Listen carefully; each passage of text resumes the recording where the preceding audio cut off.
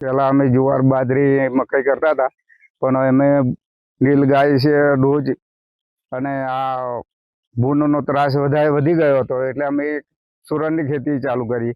એ ખેતીની અંદરમાં અમને લગભગ 4-5 વર્ષ તો સારામાં સારું મળ્યું, પણ આ વર્ષે અમારે બિલકુલ ભાવ ડાઉન છે.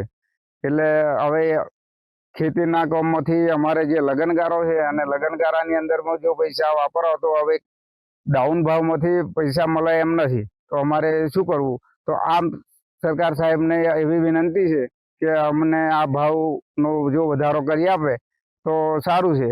અમે પહેલા મકાઈ, બાજરી, ઘઉંનો પાક કરતા હતા, તો જંગલની પાસે હતા, તો ભૂંડ રોજ અમને હેરાન કરતા હતા.